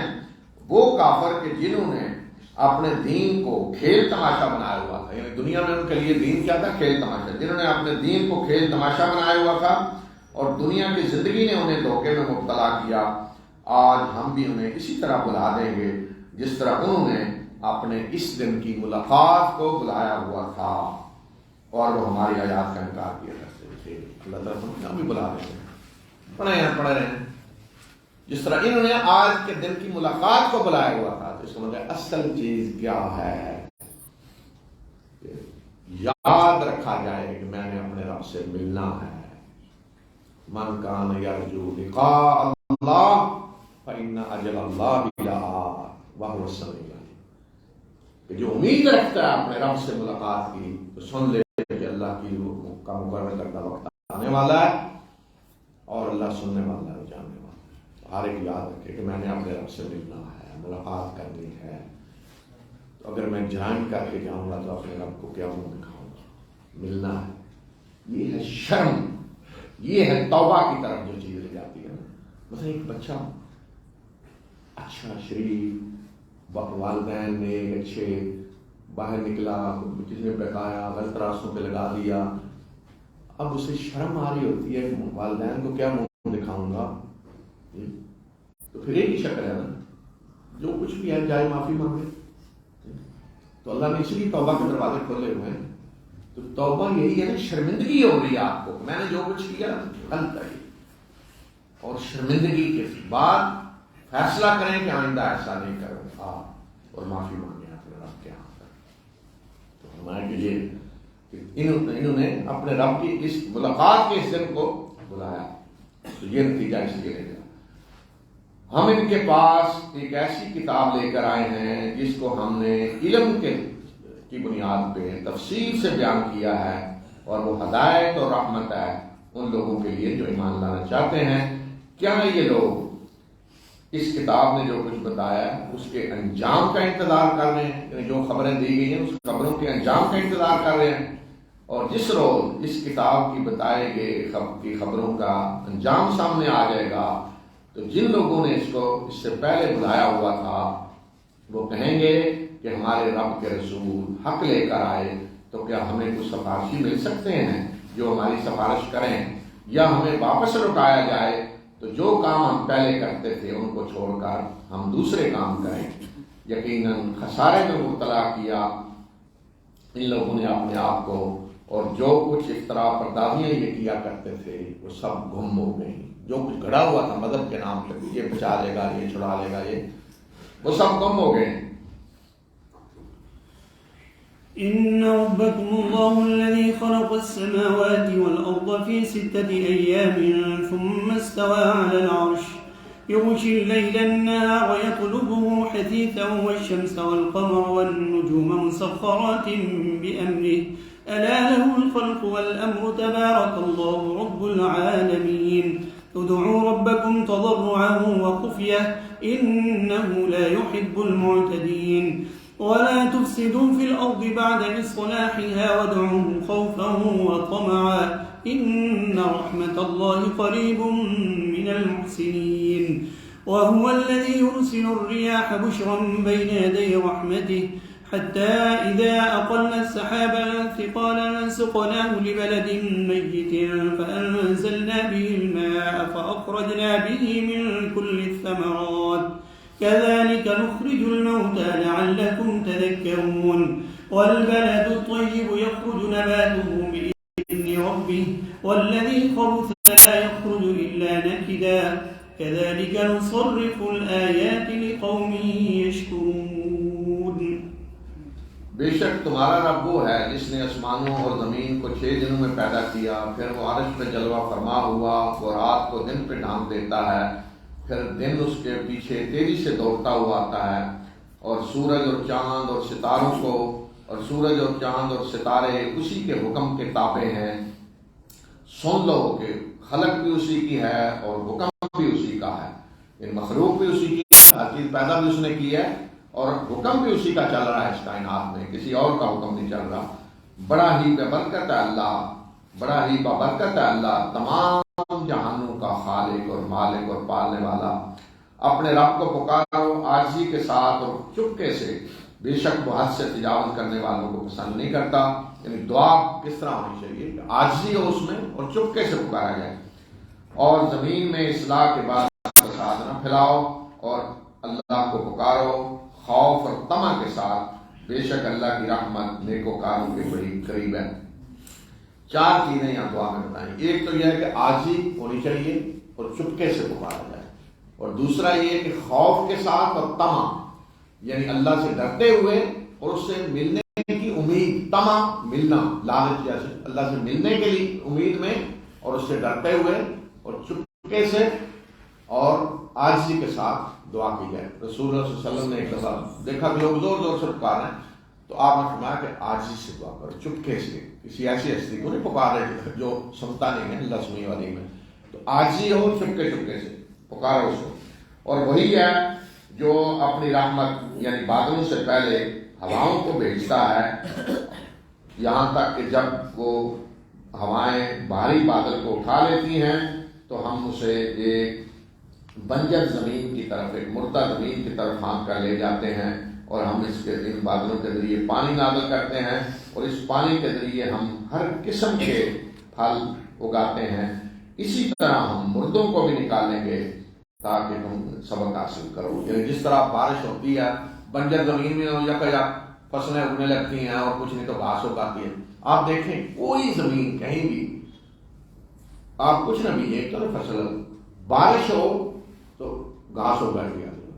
ابھی مکہ میں آپ دیکھتے ہیں پہاڑ کتنے وہ بالکل پتھر چٹیت، بارشیں ہوئی زیادہ تو سرسبز نظر آ رہے سارے، کہاں سے آ گیا سارا کچھ؟ تو یہ فرمایا کہ جب بھی بارش ہوتی ہے تو مردہ بنجر زمین سے بھی کس طرح نباتات اگاتی ہیں، اور جو اچھی زمین ہے وہ اپنے رب کے اذن سے اچھی پیداوار دیتی ہے، اور جو خراب زمین ہے اس سے ناقص پیداوار ہوتی ہے. اسی طرح ہم آیات کو بار بار مختلف طریقوں سے بیان کرتے ہیں ان لوگوں کے لیے جو شکر ادا کرنا چاہتے ہیں. لقد أرسلنا نوحا إلى قومه فقال يا قوم اعبدوا الله ما لكم من إله غيره إني أخاف عليكم عذاب يوم عظيم. قال الملأ من قومه إنا لنراك في ضلال مبين. قال يا قوم ليس بي ضلالة ولكني رسول من رب العالمين أبلغكم رسالات ربي وأنصح لكم وأعلم من الله ما لا تعلمون. أوعجبتم أن جاءكم ذكر من ربكم على رجل منكم لينذركم ولتتقوا ولعلكم ترحمون. فكذبوه فأنجيناه والذين معه في الفلك وأغرقنا الذين كذبوا بآياتنا إنهم كانوا قوما عمين. وإلى عاد أخاهم هودا قال يا قوم اعبدوا الله ما لكم إله غيره أفلا تتقون. قال الملأ الذين كفروا من قومه إنا لنراك في سفاهة وإنا لنظنك من الكاذبين. قال يا قوم ليس بي سفاهة ولكني رسول من رب العالمين أبلغكم رسالات ربي وأنا لكم ناصح أمين. أوعجبتم أن جاءكم ذكر من ربكم على رجل منكم لينذركم واذكروا إذ جعلكم خلفاء من بعد قوم نوح وزادكم في الخلق بسطة فاذكروا آلاء الله لعلكم تفلحون. قالوا أجئتنا لنعبد الله وحده ونذر ما كان يعبد آباؤنا فأتنا بما تعدنا إن كنت من الصادقين. قال قد وقع عليكم من ربكم رجس وغضب أتجادلونني في أسماء سميتموها أنتم وآباؤكم ما نزل الله بها من سلطان فانتظروا إني معكم من المنتظرين. فأنجيناه والذين معه برحمة منا وقطعنا دابر الذين كذبوا بآياتنا وما كانوا مؤمنين. اب یہاں سے یہ سلسلہ شروع ہو رہا ہے اس صورت میں کہ تاریخی ترتیب کے ساتھ ان قوموں کے واقعات بیان ہو رہے ہیں کہ جن کی طرف اللہ نے رسول بھیجے اور انہوں نے جب اللہ کے رسولوں کو جھٹلایا اور انہیں جو مہلت دی گئی تھی وہ پوری ہو گئی اور ایمان نہیں لائے تو اللہ تعالیٰ نے ان پہ آسمان سے عذاب نازل کیا. تو یہ قوم نوح ہے اور قوم عاد ہے, قوم سمود ہے, قوم لوط ہے, قوم مدین ہے. اب صرف انہی قوموں کے حالات کیوں بیان کیے؟ اس لیے کہ عرب انہیں جانتے تھے. باقی دنیا میں جو رسول آئے قومیں تھیں ان کا ذکر نہیں کیا اس لیے کہ انہیں لوگ جانتے نہیں تھے, تو صرف انہی قوموں کا ذکر کیا. اب اللہ تعالیٰ کی سنت یہ ہے کہ جب کوئی رسول اللہ کسی قوم کی طرف بھیجتا ہے تو انہیں مہلت دی جاتی ہے. مثلا قوم نوح کو 950 سال تک مہلت دی گئی, تو اب باقی قوموں کو بھی اسی طرح طویل مہلت دی گئی. تو اگر اس دوران وہ ایمان لے آئیں تو پھر تو دنیا میں بھی اللہ تعالیٰ اپنی رحمتوں کے دروازے کھول دیتا ہے, برکتیں, اور آخرت میں بھی کامیابی. اور اگر ایمان نہ لائیں تو پھر یہ دیکھا جاتا ہے کہ ایمان نہ لائیں اور دوسروں کو بھی ایمان نہ لانے دیں, بدماش بن کے بیٹھ جائیں, جبر کریں. جیسے قرآن نے شروع کیا ہوا تھا, جو ایمان لائے اسے ستا رہے ہیں, مار رہے ہیں. ایمان لانا ایسے بن گیا کہ جان و مال عزت خطرے میں ہے, فتنے میں مبتلا کر رہے ہیں لوگوں. اور ایمان لانے والے اتنے تھوڑے ہیں کہ وہ ان کا مقابلہ نہیں کر سکتے. تو پھر ایک وارننگ انہیں دے دی جاتی ہے کہ اب اللہ کا عذاب آ رہا ہے, اور اہل ایمان کو, اللہ کے نبی کو حکم ہوتا ہے کہ اہل ایمان کو لے کر نکل جائیں, یا کشتی میں جیسے انہوں نے سوار کیا, اور باقی سب کو تباہ کر دیا. کیوں تباہ کر دیا جاتا ہے؟ اس لیے نہیں کہ وہ ایمان نہیں لائے, اس لیے کہ وہ دوسروں کو بھی ایمان نہیں لانے دے رہے, دوسروں کو بھی امتحان نہیں دینے دے رہے. یہ ایسے ہی ہے جیسے امتحان کے حال میں کچھ ایسے بدماش بیٹھ جائیں کہ وہ خود تو فیل ہو رہے ہیں, انہوں نے نہ پڑھنا ہے, کچھ کرنا ہے, امتحان دینا, اور دوسروں کو بھی امتحان نہیں دینے دے. تو پھر ان کو نکالنا ضروری ہے امتحان سے, حال سے. اگر نہیں نکالیں گے تو دوسرے بھی امتحان نہیں دے سکتے.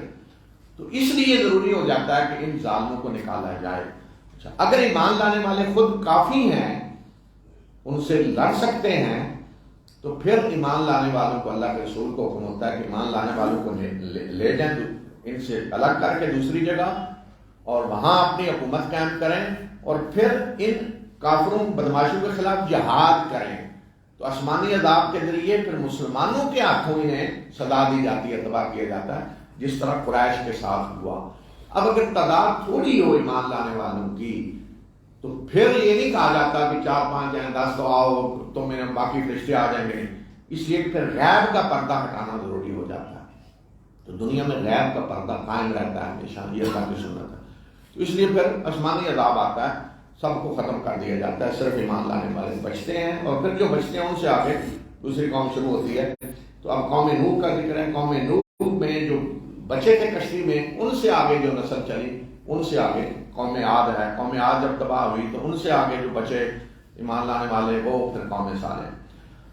اور ہم نے نوح کو اس کی قوم کی طرف رسول بنا کر بھیجا، تو اس نے کہا کہ اے میری قوم، اللہ کی عبادت کرو، تمہارے لیے اس کے سوا کوئی الہ نہیں ہے۔ لا الہ الا اللہ کی دعوت تمام انبیاء، اس کے سوا کوئی الہ نہیں ہے، لا الہ الا اللہ۔ مجھے تمہارے بارے میں ایک بڑے دن کے عذاب کا اندیشہ ہے، بہت ایسا دن کہ جس میں عذاب آئے گا تم پہ۔ اس کی قوم کے سرداروں نے کہا کہ ہم تو دیکھ رہے ہیں کہ تم باد گمراہی میں مبتلا ہو۔ نوح نے جواب دیا کہ اے میری قوم، میں کسی گمراہی میں مبتلا نہیں ہوں، بلکہ میں رب العالمین کی طرف سے رسول ہوں۔ میں تمہیں اپنے رب کے پیغامات پہنچا رہا ہوں، اور تمہیں نصیحت کر رہا ہوں، تمہارے لیے خیر خواہی کر رہا ہوں، اور اللہ کی طرف سے وہ کچھ جانتا ہوں جو تم نہیں جانتے۔ کیا تمہیں اس بات پہ تعجب ہو رہا ہے کہ تمہارے رب کی طرف سے تمہیں میں سے ایک شخص پر نصیحت نازل ہوئی ہے، تاکہ وہ تمہیں خبردار کر دے، اور تاکہ تم تقوی اختیار کرو، اور تاکہ تم پہ رحم کیا جائے۔ تعجب کیوں ہو رہا ہے کہ تمہارے اندر ہی سے اللہ نے ایک رسول چن لیا ہے۔ اب یہی قریش بھی کہتے تھے، رسول تو کوئی فرشتہ ہونا چاہیے، تو تمام قوموں کا یہی حال تھا۔ اور یاد رکھیں کہ ساری قومیں اللہ کی منکر نہیں تھیں، اللہ کو رب مانتے تھے کہ اللہ ہی بارشیں برساتا ہے، اسی نے پیدا کیا ہے، اولادیں وہ دیتا ہے۔ جو معبود بنائے ہوئے تھے، شرک جو کر رہے تھے، تو وہ کہتے تھے کہ اللہ کے نیک بندے ہیں جو فوت ہوئے، اور ان کے بعد میں بت بنا لیے گئے، اور یہ کہتے تھے کہ ان کے وسیلے سے، واسطے سے ہمیں جو کچھ اللہ سے لینا ہو ملتا ہے۔ قوم نوح کے جو بت تھے، ود اور سوا اور یعوث یعوق اور نسل، سارے حضرت ابن عباس کہتے ہیں نیک لوگ تھے جو قوم نوح میں گزرے۔ ان کے مرنے کے بعد ان کی تصویریں بنائی گئی، پھر ان کے مجسمے بنا لیے گئے، آہستہ آہستہ انہیں کی عبادت شروع ہو گئی۔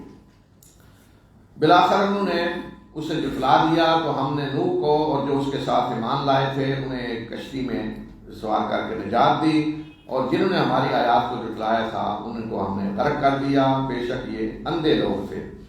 اور عاد کی طرف ہم نے ان کے بھائی ہود کو بھیجا۔ تو اب یہاں جو کشتی میں بچے تھے ایمان لانے والے، انہی کی نسل سے آگے قوم عاد چلی۔ یہ قوم عاد بھی یہیں جزیرۃ العرب میں رہنے والے تھے۔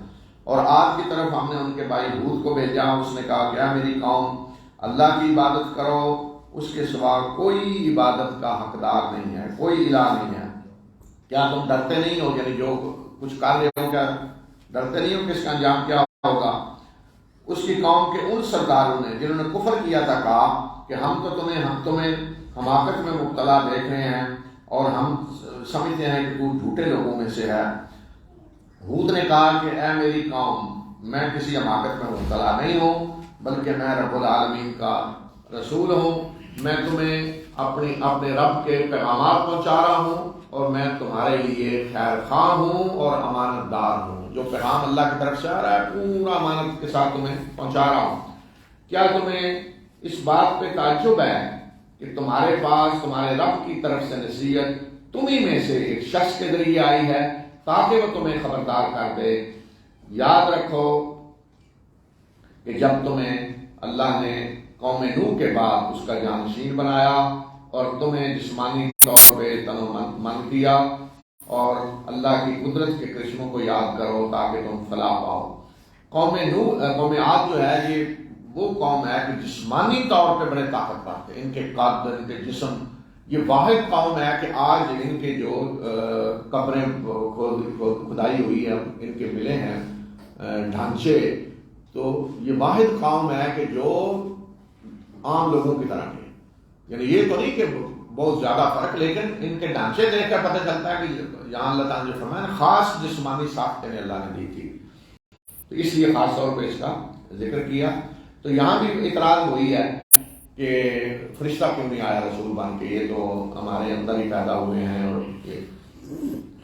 اور اس کی قوم نے جواب دیا کہ کیا تو ہمارے پاس اس لیے آیا ہے، کس کو کہہ رہے ہیں؟ حضرت ہود کو، اللہ کے رسول. کیا تو ہمارے پاس اس لیے آیا ہے کہ ہم صرف اور صرف اللہ کی عبادت کریں، اکیلے اللہ کی عبادت کریں، اور جن کی ہمارے آباء و اجداد عبادت کرتے تھے ان کو چھوڑ دیں، بس تو لے آؤ عذاب جس سے تو ہمیں ڈراتا ہے کہ تو سچے لوگوں میں سے آیا ہے. اب غور کریں آپ، اجیبتنا لنعبد اللہ وحدہ. اب یہ نہیں کہہ رہے کہ کیا آپ اس لیے آئے ہیں کہ ہم اللہ کی عبادت کریں، اس پر کوئی اعتراض نہیں تھا. اللہ کی عبادت کریں وہ کہہ رہے تھے، کچھ کہہ رہے صرف اللہ کی عبادت کریں، یہ تھا مسئلہ. تو اس لیے جھگڑا کیا ہے؟ وہ کہتے ہیں کہ آپ ہم سے صرف اللہ کی عبادت کرانا چاہتے ہیں، ایاک نعبد. یہ تھا جھگڑا. مکہ میں بھی یہی تھا مسئلہ. تو اگر یہ اللہ کے رسول آپ یہ کہتے ہیں اللہ کی بھی عبادت کرو، کوئی مسئلہ نہیں تھا.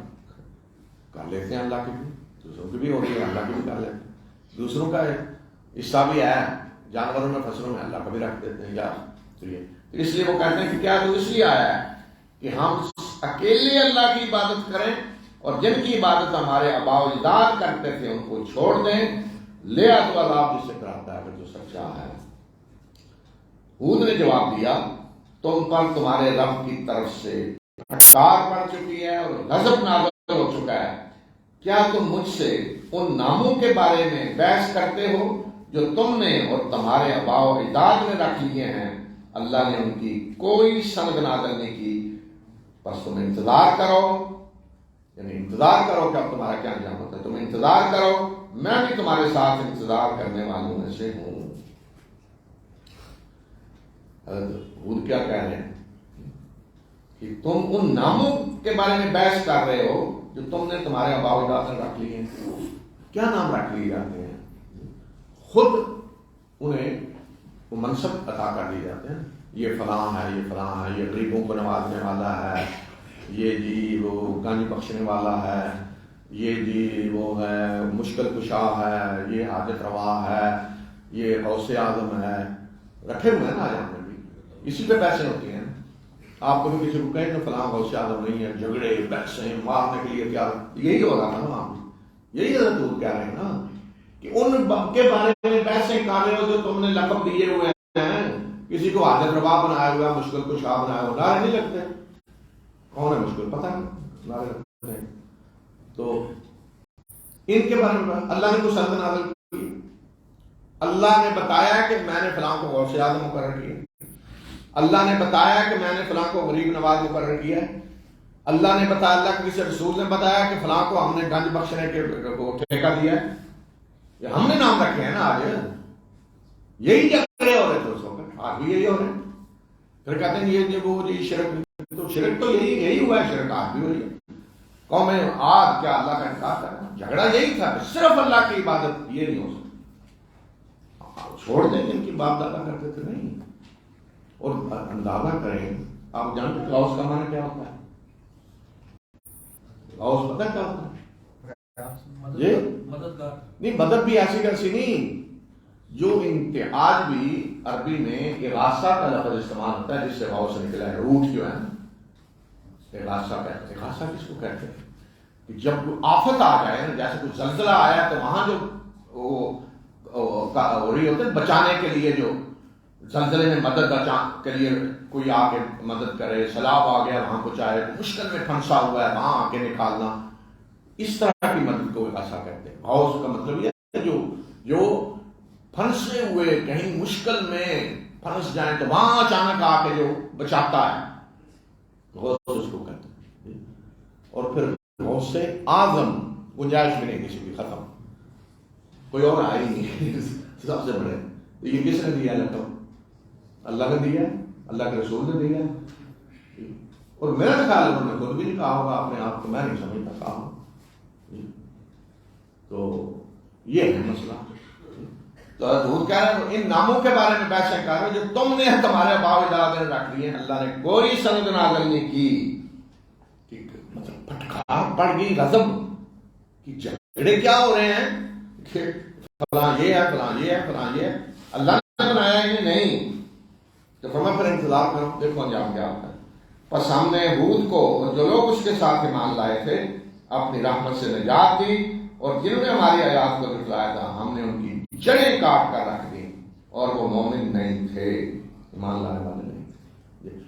یہ دیکھیں میں نے جو بتایا نا کہ جب اللہ کے رسول آتے ہیں تو فیصلہ ہو جاتا ہے، یا ایمان لائیں یا ختم، جڑ کٹے گی اور کچھ نہیں، تیسرا راستہ نہیں ہوتا.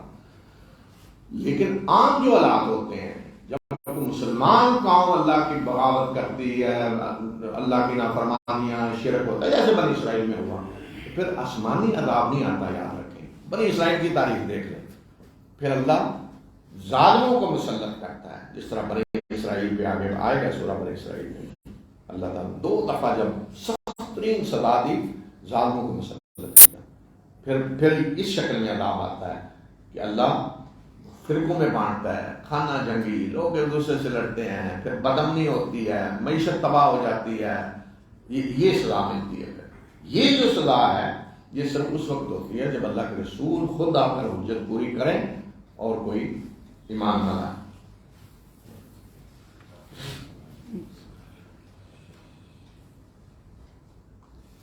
یہ تو کل انشاءاللہ جمعہ کا دن ہے، تو کل پہلا پروگرام عصر کے بعد 4:15 بجے ہوگا، اور دوسرا حسب موعود انشاءاللہ رات کو.